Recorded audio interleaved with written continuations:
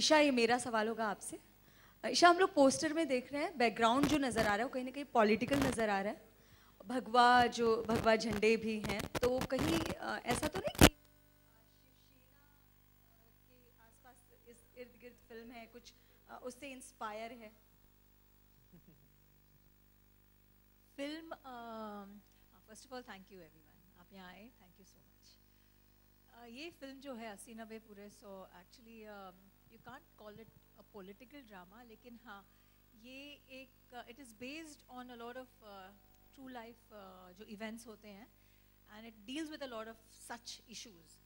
तो you can't say Shiv Sena हो या कोई ऐसा कोई पॉलिटिकल, हम ऐसे नाम नहीं ले सकते, लेकिन मैं अपने किरदार के बारे में ज़रूर बता सकती हूँ आपको, जो बहुत ही इंटरेस्टिंग है।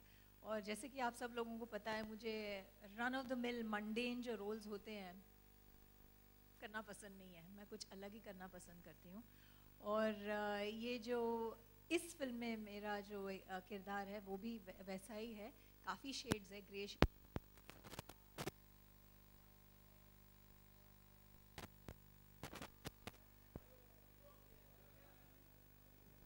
ऑडियो पे, कहाँ से बोलूं?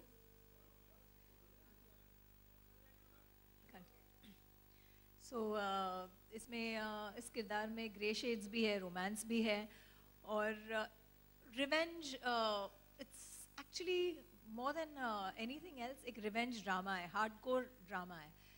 तो मुझे हमेशा ही ऐसे स्क्रिप्ट्स और ऐसे रोल्स पसंद आए हैं जहाँ पे मैं हीरो के कंधे पे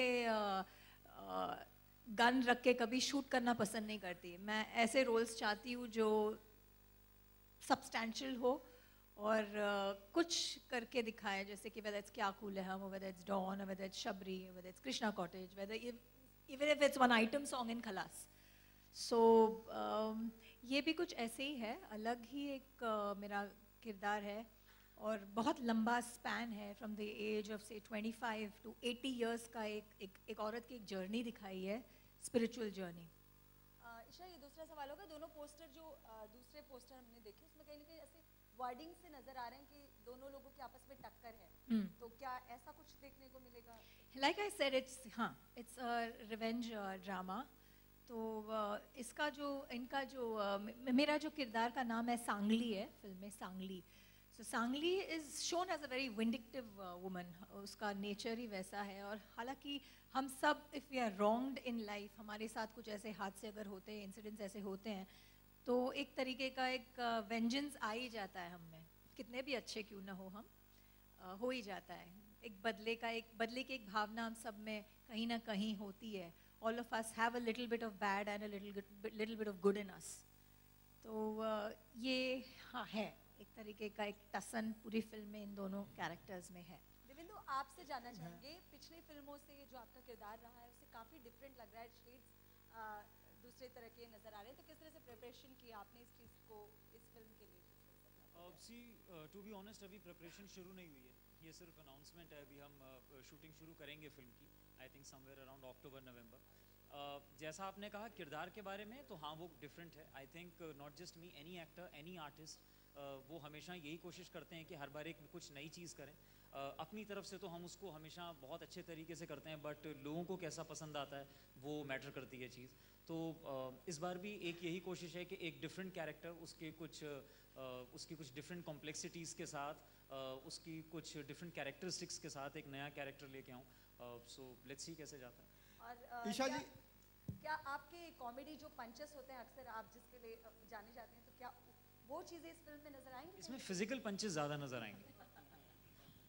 ईशा जी आपसे सवाल है कि ये जो कैरेक्टर आपने मेंशन किया इधर वो हिंदू माइथोलॉजी पे बेसिकली आधारित है और इंटेंस किरदार है, जैसा कि आपने कहा, तो क्या ये कहीं ना कहीं राधे माँ से इंस्पायर्ड है या क्या, कुछ बताएंगे? राधे माँ ईशा जी आपसे सवाल है मेरा। ये कोई किसी भी कैरेक्टर से इंस्पायर्ड नहीं है, दिस इज़ फिक्शनल। और यहाँ पे अगर आप किसी कैरेक्टर को, जब हम ऑडियंस में बैठते हैं तो कोई ना कोई किरदार ऐसा होता ही है स्क्रीन पे जिससे हम कोई ना कोई जो ऑडियंस में बैठा हुआ होता है उसको उससे रिलेट करता है। तो अब जिससे आपको रिलेट करना है उससे आप रिलेट कर सकते हैं, लेकिन नो, इससे किसी से इंस्पायर्ड नहीं है ये। कितना इंटेंस किरदार को निभाना कितना मुश्किल होता है, और हिंदू माइथोलॉजी के लिए आपको कितना सेंटिमेंट मतलब मेंटली रूप से प्रिपेयर्ड होना पड़ा?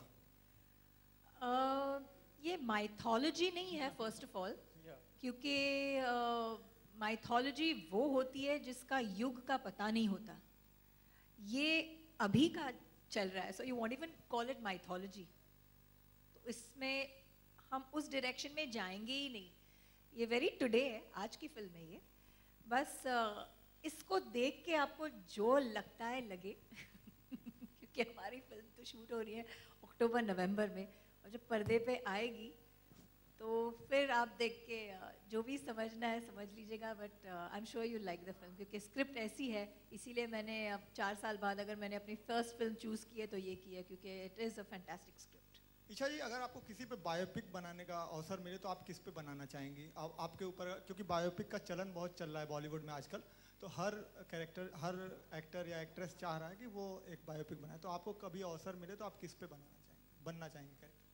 ऐसे कभी सोचा नहीं है, बट एब्सोल्युटली राइट। मुझे क्योंकि स्ट्रॉन्ग कैरेक्टर्स बहुत अच्छे लगते हैं। I think I would like to make मतलब on the lines of a Kiran Bedi और एन इंदिरा गांधी, और आई डोंट नो, मैंने इतना सोचा नहीं है, लेकिन कोई ऐसा स्ट्रॉन्ग कैरेक्टर, या शायद आपके माइथोलॉजी में जाके किसी को चुन के ले आऊं। Thank you.